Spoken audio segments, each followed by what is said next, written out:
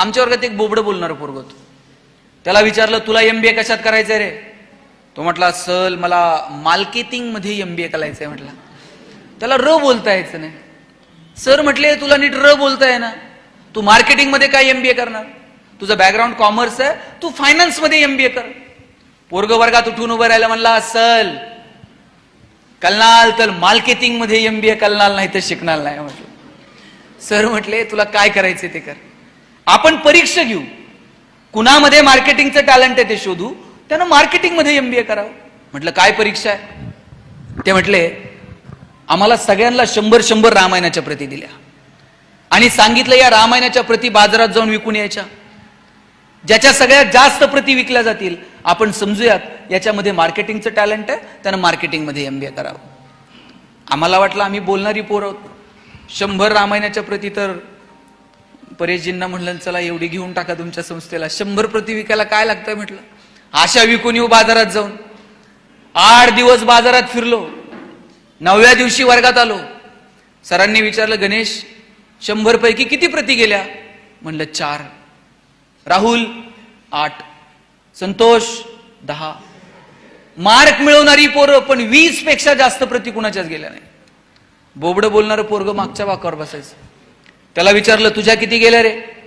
म्हणला, सल 100च्या 100 प्रती विकून आलो. म्हटला,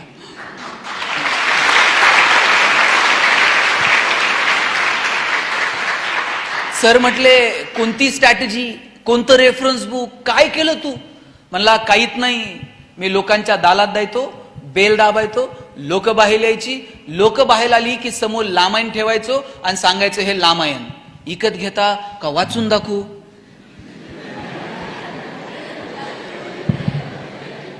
लोक म्हणायची, वाचून नको दाखवू, तुझं रामायण विकत घेतो.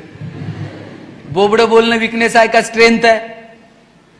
दाबून ठेवला असता तर स्ट्रेंथ ठरला असता का? नाही. आमच्या प्रत्येकात काहीतरी वेगळेपण आहे, फक्त ते वेगळेपण आम्हाला ओळखता आलं पाहिजे. ज्या दिवशी पोरांनो तुम्हाला तुमच्यातलं वेगळेपण सापडेल, त्या दिवशी तुमचं जगणं सुंदर होऊन जाईल. शोधा तुमच्यामध्ये काय चांगलं आहे. कुठलीही गोष्ट, आपलं आयुष्य मुळात क्षणभंगूर आहे. आपल्याला माहित आहे का हो? मला सांगा, आपल्याकडे किती प्रॉपर्टी आहे हे सगळ्यांना माहित आहे, बरोबर? पण आपल्याकडे किती वेळ शिल्लक आहे हे कुणाला माहित आहे का? जन्माला येण्याचे संकेत 9 महिने आधी मिळतात, पण आपण जाणार आहोत याचे संकेत 9 मिनिट पण आधी मिळत नाही. आपल्याला जर 9 महिने आधी पत्र आलं, हा तुमचं आटपलं, आता हिशोब करून घ्या, काय अवस्था होईल माणसाची? पण नाही, ते संकेत मिळत नाहीत. 130-135 कोटी लोकसंख्या आहे भारताची. हजारो लोक रोज जन्माला येतात आणि मरतात, त्यांच्या नावाची नोंद सुद्धा इतिहास ठेवत नाही. आपल्यालाही त्यांच्याच पैकी एक व्हायचंय का? आले गेले काही नाही, कोणाला घेणं देणं. आपल्याला जर वाटत असेल की इतिहासानं आपल्या येण्याची आणि जाण्याची नोंद ठेवावी, तर तसं कर्तृत्व आपल्याला करावं लागेल. आणि त्यासाठी फक्त स्वतःसाठी जगून चालत नाही, आपल्याला थोडंसं इतरांसाठी जगता येईल का? मी म्हणत नाही तुमचं सगळं सोडा आणि इतरांसाठीच काम करत बसा, पण तुमच्या दारात जर पोरांनो बाग फुलून आली ना, त्यातली 2 फुलं इतरांना द्या. तुमचे सूर जुळून आले, 2 गाणी इतरांसाठी गा. तुमच्या दारात आभाळ भरून आलं, उंजळभर पाणी इतरांना द्या. आणि तुमची उंची जर आभाळाला टेकली तर अशाच मानावर करून बघू नका, थोडंसं खाली झुका. आणि जी माणसं मातीत मिसळतात, त्या मातीत मिसळणाऱ्या माणसांना थोडं तरी वरती उचलून घेता येईल का? मला वाटतं याच्यासाठी प्रयत्न करा. तुमचे आई वडील तुमच्यासाठी टाळ्या वाजवतील, इतके मोठे व्हा.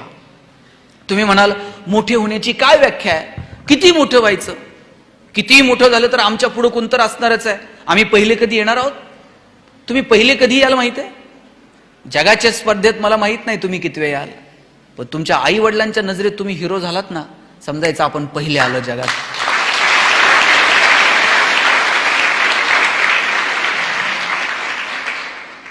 विठ्ठल लहाने नाव ऐकलंय? प्लॅस्टिक सर्जन आहेत, लातूरचे आहेत. रोज 4 प्लॅस्टिक सर्जरी मोफत करतात. एका कार्यक्रमात डॉक्टरांची भेट झाली. म्हटलं, डॉक्टर रोज 4 सर्जरी मोफत का करता? डॉक्टर म्हटले, लहान होतो, माझी आई मला म्हटली शेजारच्या मावशीची साडी घेऊन ये. मी शेजारच्या मावशीची साडी आणली ना आईला दिली. आईला विचारलं, आई शेजारच्या मावशीची साडी का मागितली?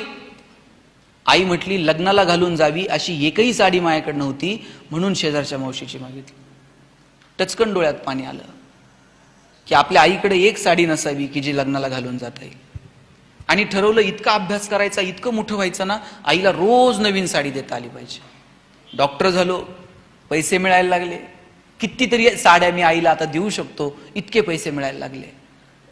एक दिवशी एक मुलगी बघितली, तिचे ओठ फाटलेले होते, तिच्यासोबत तिचे वडील भाऊ होता, तिचं लग्न जमत नव्हतं असं कळलं.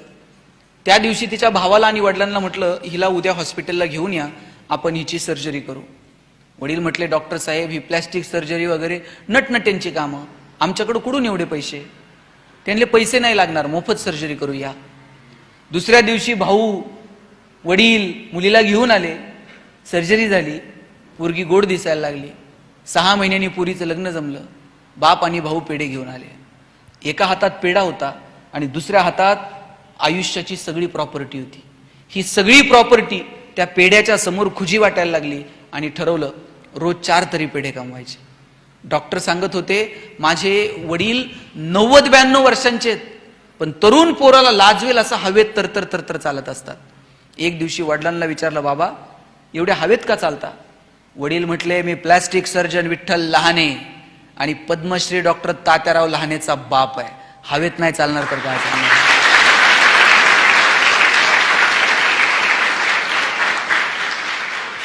आपल्या बापाला आपल्याकडे बघून हवेत चालावं वाटलं पाहिजे. अरे वा काय पुरीनं कर्तृत्व केलं, काय माझा पोरगा जन्माला आला. मला वाटतं हे आपल्या आईवडिलांना सांगता आलं पाहिजे. आणि याच्यासाठी म्हणून प्रामाणिकपणे अभ्यास करा. मी सांबरे साहेबांच्या हॉस्पिटलला भेट दिली, कितीतरी सर्जरी तिथे मोफत होतात, कितीतरी ग्रामीण भागातून लोक तिथे येतात, कितीतरी लोकांवरती तिथे उपचार केला जातो. मला वाटतं हे साहेब या पवित्र व्यासपीठावर मी आपल्याला सांगतो, निसर्गाचा नियम आहे, तुम्ही एक दाणा पेरला तर त्याचे 1000 दाणे उगवतात. तुम्ही जेवढं समाजाला द्याल ना त्याच्या कितीतरी पटीनं हा समाज भरभरून तुम्हाला परत करेल. निसर्ग कुणाचंही उसनं ठेवत नाही. म्हणून तुम्ही ज्या या लेकरांसाठी करताय, शाळा कॉलेजांसाठी करताय, त्या दिवशी गप्पा मारता मारता मी सहज त्यांच्याशी बोलत होतो. ते म्हटले की मी इथं शाळा सुरू करण्यापाठीमागचा उद्देशच हा होता, का बरं आपल्या ग्रामीण भागातल्या आदिवासी पाड्यातल्या पोरांना चांगलं एज्युकेशन मिळू नये, का क्वालिटी एज्युकेशन त्यांना मिळू नये. मोठमोठ्या शाळांमध्ये 60-65 हजार, अहो त्यांची 65,000 70,000 वर्षाचं इन्कम नाही आणि 60-65 हजार रुपये ते उत्पन्न शाळेत फी कशी भरू शकतील. आणि म्हणून ही लेकरं सुद्धा शिकली पाहिजेत. या पोरांना सुद्धा माणूस म्हणून घडण्याचा, मोठं होण्याचा अधिकार नाहीये का. ग्रामीण भागातली पोरं, ग्रामीण भागातली माणसं फार हळवी आहेत. पोरांनो तुम्ही लक्षात ठेवा, किती मोठे झालात ना, मी तुम्हाला एक किस्सा सांगून थांबतो, जास्त वेळ तुमचा घेत नाही. तुम्हाला काहीतरी समाजासाठी करता आलं पाहिजे. तुम्ही IAS झालात ना, 10 पोरांना सांगा कसा अभ्यास करायचा, त्यातलं एक पोरग जरी झालं तरी तुम्ही समाजासाठी काहीतरी करू शकलात. प्रत्येक वेळेस समाजाला द्यायला पैसेच लागतात असं नाही. कधी ज्ञान द्या, कधी मदत द्या, कधी मार्ग दाखवा, कधी कुणासाठी तरी कष्ट करा, पण काहीतरी समाजाला आपण देणं लागतो ही भावना कायम आपल्या मनात असली पाहिजे. मी माझ्या वडिलांना विचारलं होतं, म्हटलं आप्पा जगणं कशानं सुंदर होतं, असले काय टॅबलेट बिबलेट काय आहे का. त्याने अशी एकही टॅबलेट मेडिकलमध्ये नाही की जिनं जगणं सुंदर होईल, किंवा कुठल्याही दुकानात तुझं जगणं सुंदर करण्याचे कॉस्मेटिक प्रोडक्ट्स तुला मिळणार नाहीत. म्हटलं मग कशानं जगणं सुंदर होतं. ते म्हटले तुला एक गंमत सांगतो. मला म्हटले तू एक यादी कर, ज्या लोकांनी तुला आतापर्यंत तुझ्या आयुष्यात मदत केली. मी यादी करायला घेतली. शाळेत असताना या मित्राच्या गाडीवर बसून सायकलवर बसून शाळेत जायचो. कॉलेजला आल्यानंतर या मित्राच्या वडिलांनी मला फीला मदत केली. पुण्यात शिकायला आल्यानंतर याच्या रूममध्ये राहायचो. अशी मी 100-150 लोकांची यादी केली. म्हणलं या लोकांनी मला मदत केली आजपर्यंत. वडील म्हणले अरे वा, ती माणसं तुला अजून आठवतात की ज्यांनी तुला मदत केली आहे, याचा मला हेवा वाटतो. म्हणले आता दुसरी यादी कर. म्हणलं दुसरी यादी काय. म्हणले तू आतापर्यंत किती लोकांना मदत केली त्याची एक यादी कर. मग मी ती यादी तयार करायला घेतली. आठवून मला आठवत नव्हतं मी कुणाला मदत केली. 5-6 इकडची तिकडची नावं लिहिली. म्हटलं या 5-6 लोकांना मी पण आयुष्यात मदत केली. वडील म्हटले ज्या दिवशी तुझी दुसरी यादी पहिल्या यादीपेक्षा मोठी होईल ना, त्या दिवशी आपोआप तुझं जगणं सुंदर होईल.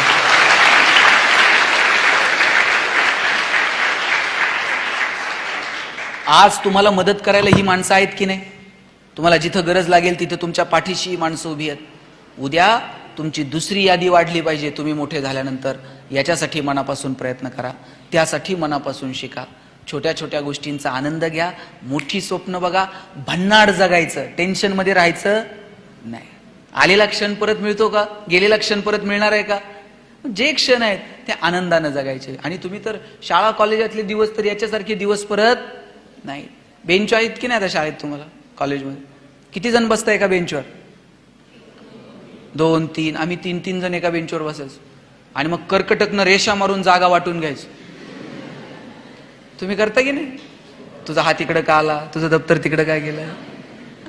शेवटच्या दिवशी मला माझ्या बाईंनी उभं केलं आणि म्हटल्या, राजा बेंच इथंच राहणार आहे, तुला फक्त वर्ग सोडून जायचं. वाक्य छोटं होतं पण आयुष्यभर मनावर कोरलं गेलं. बेंच इथंच राहतो, आपल्याला सगळं सोडून जावं लागतं. माईक चांगला आहे, मला घरी घेऊन जाता येईल का? हा नाही म्हणताय ते, घरी घेऊन नाही जायचं. आत्ता मी बोलतोय, उद्या या माईकवर दुसरं कुणीतरी बोलेल, परवा तिसरं कुणीतरी बोलेल. तुम्ही ज्या खुर्च्यांवर बसलाय त्या अजून 5 मिनिटं तुमच्या, 5 मिनिटानंतर कुणीतरी ते भरून गाडीत टाकून घेऊन जाईल. उद्या दुसरं कुणीतरी त्या खुर्च्यांवर बसेल. आपण कुणीच मालक नाही होत, लक्षात घ्या. आपण सगळे विश्वस्त आहोत, ट्रस्टी आहोत. सांभाळायचं, पुढच्या कुणाच्या तरी हातात द्यायचं आणि निघून जायचं. आपण कुणीही मालक नाही होत. म्हणून पुढच्या लोकांना त्याचा आनंद वाटेल असं कर्तृत्व आपल्याला निर्माण करता येईल का? मला वाटतं याच्यासाठी प्रयत्न करा. लक्षात घ्या, मानवजातीचा इतिहास नावाचं एक पुस्तक आहे, तुम्ही वाचा मुलांनो. परत भालचंद्र नेमाडेंचे हिंदू वाचा. अनेक पुस्तकं आहेत. किमयागार वाचा, अच्युत गोडबोलेंनी लिहिलेलं. चांगली पुस्तकं तुम्ही वाचली पाहिजेत. शाळेत लायब्ररी आहे ना, लायब्ररीतली अवांतर पुस्तकं आणली पाहिजेत, वाचली पाहिजेत. सिलेबसच्या थोडं पलीकडे जाऊन विचार करावं. तुम्ही फक्त सिलेबसमध्ये अडकलेले आहात आणि ते पण मार्कांसाठी. शिवाजी महाराज 4 मार्काला, संभाजीराजे 5 मार्काला, तुकाराम महाराजांचा अभंग अवघड आहे, ऑप्शनला टाकू पोरं म्हणले. परवा तर 10वीतला एक वर्ग मला विचारत होता, सर यावर्षी मराठीच्या पेपरला ज्ञानदेव पडणार आहेत का तुकाराम पडणार आहेत? म्हटलं हे पडतील कसे ज्यांनी महाराष्ट्र उभा केला. सगळंच कसं मार्कांसाठी असेल? थोडंसं मार्कांच्या पलीकडे जाऊन आपल्याला शिकता येईल का याचा विचार करा. आयुष्यातल्या छोट्या छोट्या गोष्टींचा आनंद घ्या. आणि शिक्षक आहेत का इथे? शिक्षक कुणी आहेत का? 2-4 जणच आहेत. जे कुणी शिक्षक इथं उपस्थित आहेत त्यांना शेवटचे 2 मिनिट सांगतो. ताई, आता घरी दूधवाला येतो का नाही दूध द्यायला? आता तुम्ही पिशवीतला आणत असाल, पण पूर्वी दूधवाला यायचा दूध द्यायला, येतो ना? हा, मग दूधवाला ज्यावेळेस ते माप टाकतो त्यावेळेस तुमचं लक्ष कशाकडे असतंय? त्याच्या मापाकडे. त्यातलं त्यात तुमचं लक्ष पहिल्या मापाकडे नसतं. त्याच्यानंतर ते वरतून एक खुशीनं एक धार होतं बघा, आपलं लक्ष त्या धारेकडे असतंय. पहिलं माप तर त्याच्या बापाला ओतावं लागणार आहे पैशाच्या बदल्यात, पण नंतर ते वरतून एक फुकटची धार टाकतं, आपलं लक्ष त्याच्याकडे असतं. माझं सगळ्या शिक्षकांना सांगणं आहे, सिलेबस तुम्हाला कंप्लीट करावा लागणार आहे की नाही? परीक्षा घ्याव्या लागणार आहेत की नाही? शासनाच्या संस्थेच्या परिपत्रकानुसार काम करावं लागणार आहे की नाही? करावं लागणार आहे. पण या सगळ्याच्या पलीकडे जाऊन या लेकरांसाठी काही वेगळी धार आपण ओततो का? सिलेबसच्या पलीकडे जाऊन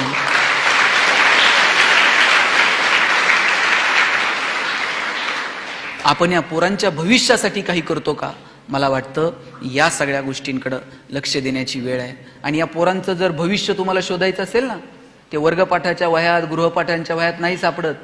यांचं भविष्य, यांचा भूतकाळ, यांचा वर्तमान काळ सगळं तुम्हाला वह्यांच्या मागच्या पानात सापडतं. मागच्या पानावर काय असतं तर मी सांगायला नको. रांगोळ्यांची डिझाईन असते, मेहंदीची डिझाईन असते, आकडेमोड असते. पोरांनी तर असली नावं खुडून खुडून परत दुसरी तिसरी परत ती खुडून काय सांगायचं असतंय. पोरं खूप सात्विक आहेत. फक्त त्यांच्या भविष्याला आयाम निर्माण करून देण्याची जबाबदारी आपल्याला सगळ्यांना स्वीकारावी लागेल.